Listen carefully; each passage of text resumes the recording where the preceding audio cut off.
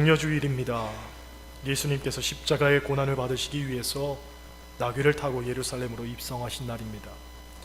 마태복음 21장을 보면 예수님께서 나귀를 타고 입성하실 때의 장면이 나오는데, 무리의 대대단 자기의 겉옷을 벗어서 길가에 펴고, 그렇지 않았던 사람들은 나뭇가지를 베어서 길게 펴고, 앞에서 가고 뒤에서 따르면서 호산나 다윗의 자손이여 찬송하리로다, 주의 이름으로 오시는 이여 가장 높은 곳에서 호산나 하고 외쳤습니다.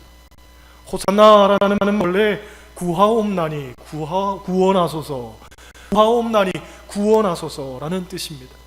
예루살렘에 오는 순례자들이 서로를 향해서 인사하던 말이었다고 합니다.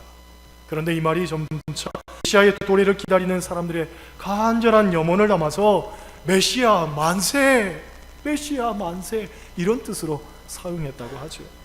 그러니까 사람들이 예수님을 향해서 호산나 하고 외쳤던 것은 메시아 만세라는 뜻으로 예수님이 이스라엘 백성들을 모든 정치적 억압과 고통에서부터 건져주실 메시아로 생각을 했다는 얘기죠. 그런데 중요한 것은 예수님께서는 사실 영광을 받으시려고 예루살렘으로 가신 것이 아니었죠. 오히려 고난을 받고 십자가 지시기 위해서 예루살렘으로 가셨습니다.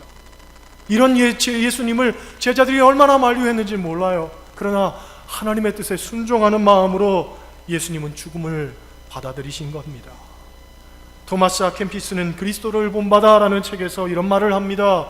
예수께에게는 그의 왕국을 사랑했던 사람들은 많았지만 그의 십자가를 같이 짊어진 사람들은 거의 없었다.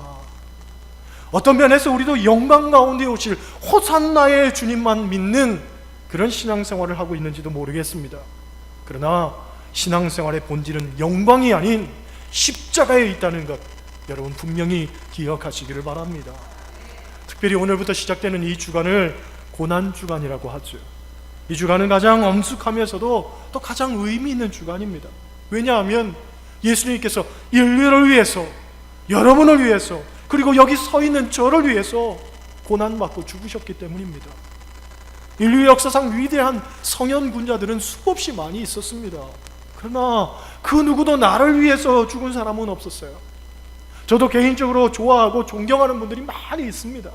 그러나 그분들이 저의 구원자는 아닙니다. 저를 위해서 피를 흘린 사람도 없을 뿐더러 저를 위해서 목숨을 내줄 수도 없는 거예요. 아니, 누군가 나를 위해서 목숨을 내어줄 수 있다고 하더라도 그의 죽음으로 인해서 내 죄가 씻어질 수는 없는 노릇인 거예요. 예를 들면 사형수 자식을 둔 아버지가 있습니다. 이 아들이 젊고 머리도 좋고 귀한 아들이기 때문에 죽기엔 너무나 아까운 아들이었어요.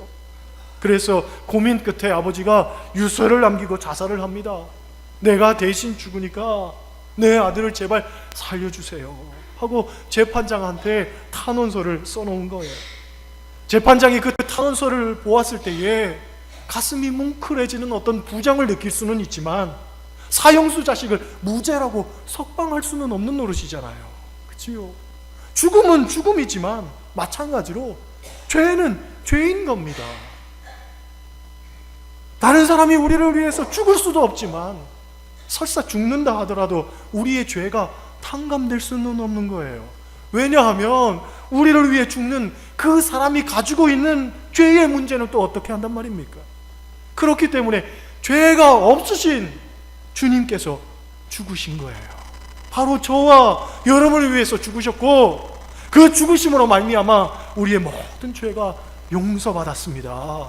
이것이 복음의 핵심이자 진수인 거예요. 예수님은 우리의 모든 죄를 다 짊어지고 십자가에 돌아가셨습니다. 그래서 성경은 예수님을 가리켜서 세상 죄를 지고 가는 하나님의 어린 양이다 라고 이야기하지. 이 말을 제대로 이해하기 위해서는 레위기 16장에 나오는 아사셀 염소에 대한 이야기를 알아야 됩니다. 대속죄일이 되면 희생제사를 위해서 염소 2마리를 준비하죠. 한 마리는 죽여서 지성소에 피가 뿌려질 그런 하나님을 위한 염소고요, 한 마리는 이스라엘의 죄를 짊어지고 광야로 보내질 아사셀 염소입니다. 여호와를 위한 염소는 도살되어서 그 피가 지성소에다 이렇게 뿌려지는 반면에 아사셀 염소는요, 대제사장이 염소의 머리에다가 2손을 얹고서 이스라엘 백성의 모든 죄를 낱낱이 고백합니다. 그러고 난 다음에 너는 우리의 죄를 짊어지고 가라. 황량한 광야로 보내지게 되는 거죠. 이스라엘 백성의 모든 죄를 짊어지고 와서 거기서 최후를 맞이하는 거예요. 이 아사셀 염소는 죄의 전가라는 측면에서 아주 중요한 역할을 담당하는데, 세상 죄를 지고 가는 하나님의 어린 양, 그 예수 그리스도가 이 아사셀 염소를 이야기하는 거예요. 주님께서 우리의 죄를 대신 짊어지셨다는 거죠. 여러분, 십자가라는 말은 원래 고문대지요. 그렇죠? 십자가는 가장 무서운 고문대고 사형집행 방법이었습니다. 예수님이 십자가에 돌아가실 때 머리에는 가시나무로 엮어진 면류관을 쓰셨다고 하지요. 중동 지방의 가시나무는 엄청나게 예리하고 억세다고 하는데, 이것을 관으로 엮었을 때에 그 무게 또한 상당하다고 합니다. 그래서 그것을 머리에다가 씌워 놓으면 이것의 무게 때문에 점점 처지면서 가시가 살 속을 완전히 파고드는 거예요. 얼마나 고통스러웠을까요? 상상만 해도 끔찍하잖아요. 그렇지요. 오늘 제단 꽃꽂이에 가시가 있는데 이 가시가 얼마나 날카롭습니까? 예수님 당하셨던 고통을 여러분도 맛보기를 원한다면 이따 예배 끝나고 가시 한번 만져보세요. 이게 얼마나 고통스러운지. 그런데 예수님은 그런 고통이 아니지요. 정말 참담할 정도로 말할 수 없는 고통을 당하신 거예요. 왜? 저와 여러분의 죄 때문에. 그렇잖아요. 왜 가시관을 쓰셨습니까? 우리의 머리로 지은 죄 때문에 가시관을 쓰신 거예요. 예수님의 심장이 찔렸잖아요, 창으로. 왜 찔렸습니까? 우리의 마음으로, 우리의 심장으로 지은 죄를 용서하시기 위해서. 주님의 손과 발은 못으로 바뀌었습니다. 왜? 우리가 손으로 지은 죄 때문에, 우리가 발로 지은 죄 때문에, 더러운 세속으로 걸어갔던 그 죄 때문에 주님께서 손과 발에 못을 박히신 거예요. 주님의 온몸은 채찍으로 찢기셨습니다. 왜냐하면 우리의 몸으로 지은 죄를 사하시기 위해서.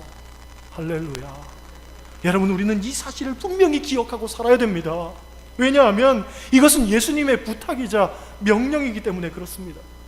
예수님께서 금요일 날 십자가에 달리셨죠. 그런데 그 전날 목요일 저녁에 제자들과 함께 성만찬 예식을 가지면서 말씀하시기를, 너희는 이것을 기념하라. 할렐루야. 따라 하시겠어요? 너희는 이것을 기념하라. 무엇을 기념하라는 거예요? 너희를 위해 주는 나의 몸이다. 너희를 위해 흘리는 나의 피다. 주님께서 나의 죄 때문에 그분의 살과 피를 흘리셨다는 바로 그것을 기억하라는 거예요. 이 십자가의 사건을 늘 가슴속에 새기고 살라는 거지요. 옛날에 콩팥이 나빠서 고생하는 한 아들이 있었습니다.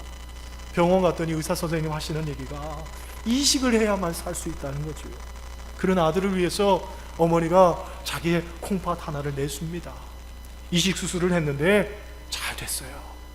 그래서 아들이 건강을 회복해서 대학도 가고 군생활도 하고 좋은 직장에 들어가서 좋은 배우자를 만나서 행복한 가정을 꾸릴 수가 있었습니다.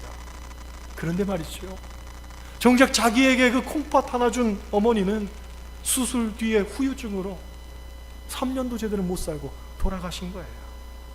아들의 마음이 어떻겠습니까? 여러분, 10년이 지나고 20년이 지난다고 잊혀지겠습니까? 절대로 잊을 수가 없는 거죠. 그렇잖아요. 어머니 때문에 내가 살아있는 것이고 어머니 때문에 내가 삶을 영위할 수 있는 거예요. 그래서 이 아들은 매일같이 다짐하지요. 어머니, 내 삶은 내 것이 아닙니다. 어머니 것입니다. 어머니 아들답게 내가 인생을 정말로 자랑스럽고 가치 있게 살면서 어머니가 못 살던 그 삶의 내용들을 제가 정말로 이 땅에서 어머니 몫을 대신해서 제가 열심히 최선을 다해서 살겠습니다. 그 후에 천국에서 만나요. 어머니, 제가 절대로 어머니 잊지 않을게요. 그런 것이요, 그런 거예요. 바로 저와 여러분을 위해서 주님께서 피와 살을 내주셨기 때문에 우리는 예수님의 사랑을 늘 기억하고 살아야 됩니다. 그분의 죽음을 늘 기념해야 됩니다. 그분의 죽음으로 말미암아 우리의 모든 죄가 사하여진 거예요. 우리가 죄로부터 자유로워진 거예요. 그래서 그 피가, 그 십자가가 귀한 것 아니겠습니까? 오늘 본문은 다윗의 시로 알려진 내용입니다. 본문의 배경은 우리가 잘 알고 있는 내용이죠. 다윗이 밧세바를 탐하고 우리아를 전쟁터로 내몰아 죽입니다. 소위 치정살인을 저지른 거죠. 그런데 그런 엄청난 일을 저지르고도 태어났습니다. 왜냐하면 아무도 그 일을 아는 사람이 없다고 생각했거든요. 여러분, 우리가 죄인임에도 불구하고 이렇게 태연하게 사는 것은 그 죄를 아무도 모를 거라고 생각하기 때문입니다. 우리가 사람들을 비난하고 손가락질하고 업신여기는 이유는 내게 죄가 없어서가 아니라 다만 죄가 드러나지 않았기 때문입니다. 알고 보면 우리도 알게 모르게 다 죄를 짓고 살지요. 그러니까 남에게 돌 던질 만한 자격은 그 누구에게도 없는 거예요. 다만 들키지 않았기 때문에 지금 점점 빼고 여기 앉아 있는 거지. 그 죄가 드러나면 부끄러워서 쥐구멍이라도 찾고 싶을 그런 심정이겠죠. 다윗이 그랬다는 거예요. 다윗이. 나단 선지자가 찾아와서 어떤 부자의 이야기를 합니다. 양과 소가 힘이 많은 부자가 있었는데 하루는 손님이 왔다고, 아니 옆집 사는 가난한 사람 기르는 하나밖에 없는 양새끼 그거 잡아다가 먹었습니다. 이 일을 어떻게 할까요? 물었더니 다윗이 노발대발하지요. 세상 그런 나쁜 놈이 어딨냐? 내가 여호와의 살아계심을 두고 맹세하노니 그 놈은 당장 죽이리라. 그리고 그 놈이 빼앗은 것이 있거든, 손해 준 것이 있거든, 4배를 갚아야 한다. 그것이 율법 아니겠냐? 소리를 치면서 정죄하죠. 그때 나단 선지자가 하는 말이, 그 사람이 바로 당신이요. 어찌 하나님을 업신여기시오? 그 사람이 바로 당신이요.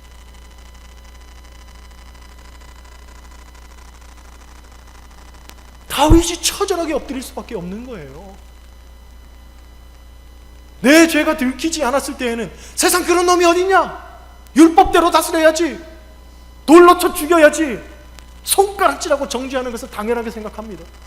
우리도 그렇잖아요. 그런 나쁜 놈 어디 있어? 그런 못된 놈 어디 있어? 참 한심스러운 놈.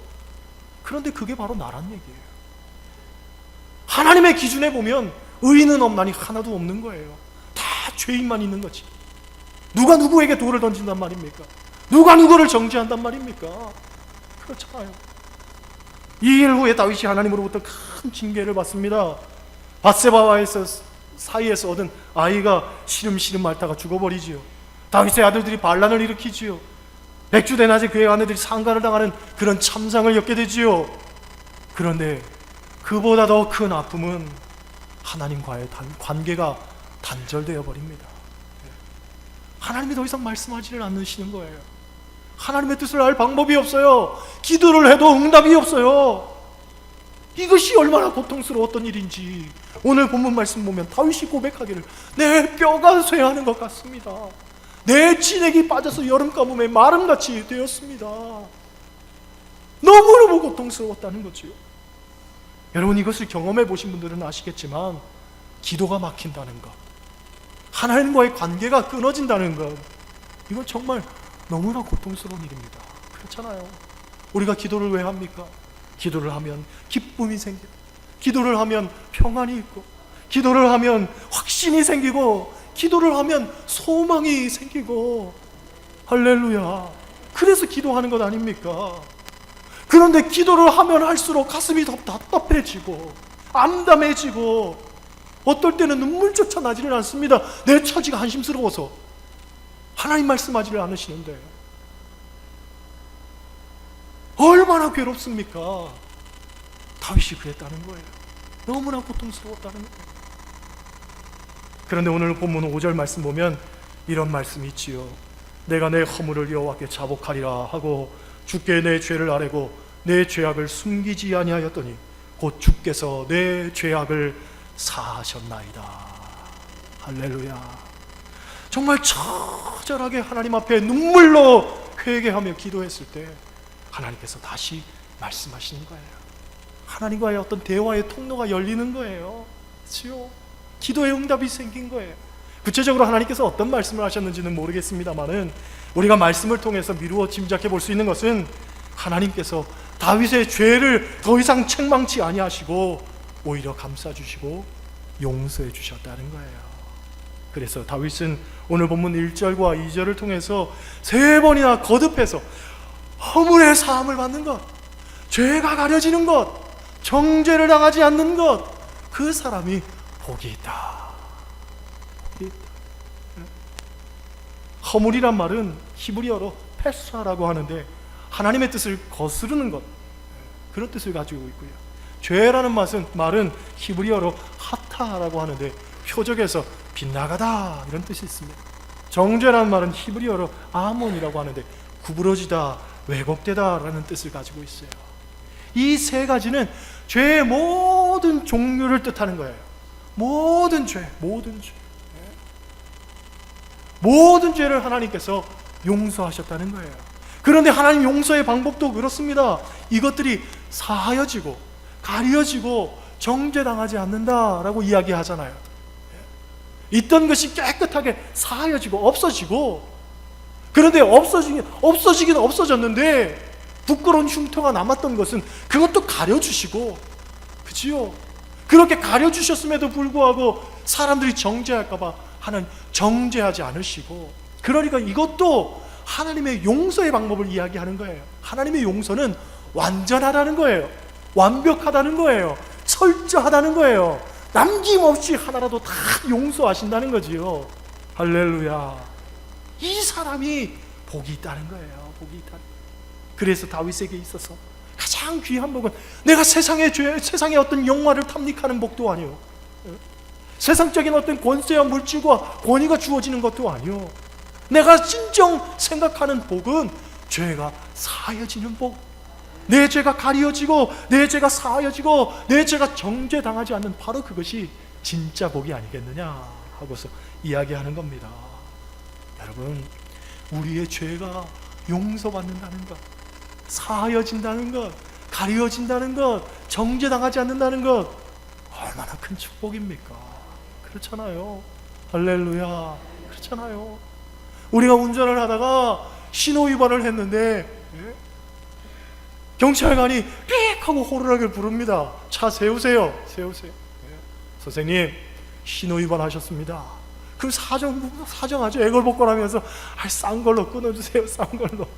그런데 너무 사정하니까 이 경찰관이요, 에이, 그냥 가세요. 다음부터 좀 조심하세요.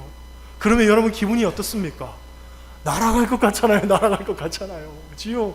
6만원짜리 딱지만 안 끊겨도 얼마나 날아갈 것 같습니까? 그런데 말이죠, 우리는 죽을 수밖에 없는 흉악한 죄를 갖고 있다는 거예요. 우리가 손가락질하고 비난하고 정죄하는 강도들보다 더, 살인자들보다도 더, 흉악범들보다도 더한 죄를 우리가 갖고 있다는 거예요. 세상이 흉흉하고 악하여서 TV만 틀면 온갖 나쁜 소식들만 들려오잖아요. 세상에 정말로 끔찍한 이야기들만 들려오잖아요. 얼마나 못된 사람들이 많습니까?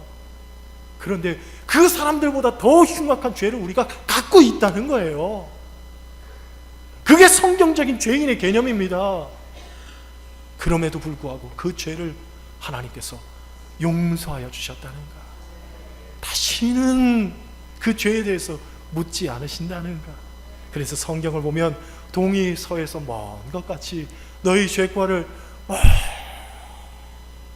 멀리 옮기었느니라. 할렐루야. 따라 하시겠어요? 너희 죄과를 멀리 옮기었느니라. 그래가지고는 안 되잖아요. 너희 죄과를 멀리 옮긴 게 아니고 아주 멀리 옮겼다는 거예요. 그리고 다시는 기억지 아니하리라. 이것이 성경의 약속입니다. 다시는 기억지 않는다는 거예요. 아담이 죄를 짓고 나니 부끄러워서 무화과 나무 잎으로 부끄러운 몸을 가렸습니다. 그런데 무화과 잎이 영원할 수는 없잖아요. 시들잖아요. 그게 시들어 버리니까 다시 부끄러움이 나타나는 거예요.